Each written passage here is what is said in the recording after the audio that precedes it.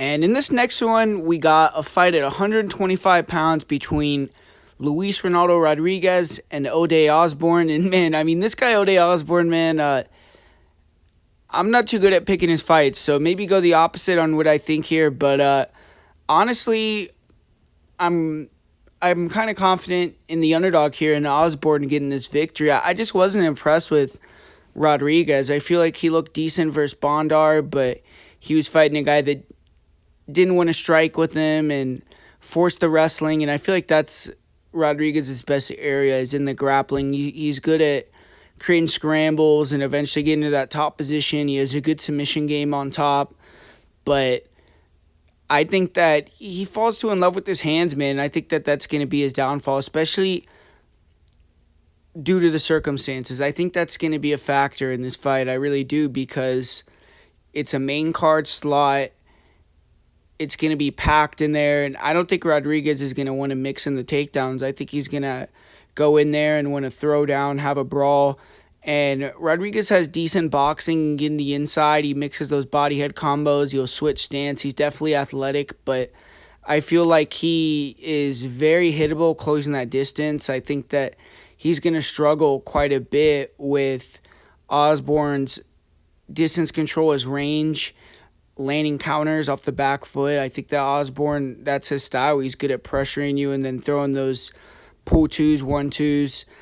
He can do it going backwards also. And I just don't think that Rodriguez has an elite wrestling threat. Osbourne, he's been getting taken down and submitted by these higher level grapplers in his last few fights. But even though Rodriguez has good grappling, I think if he does get in certain positions, he could exploit and submit Osbourne.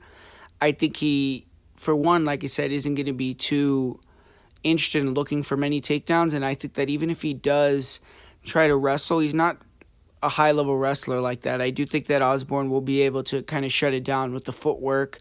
And if it's a stand-up fight, I just kind of favor Osbourne in this matchup. I think that if he wants to continue fighting in MMA, this is a make-or-break fight for him as well.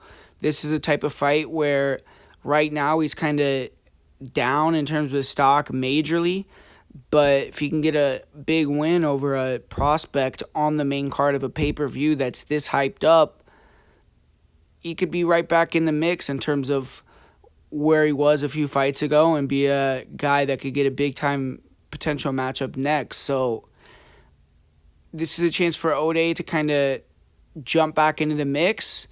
And obviously for Rodriguez, they're kind of setting him up to try to get a win over a name guy in an entertaining matchup.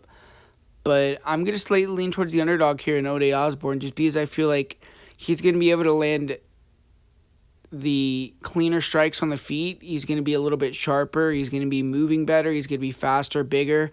And I think that Rodriguez is going to oblige him in a stand-up fight, and I think he's going to come up short.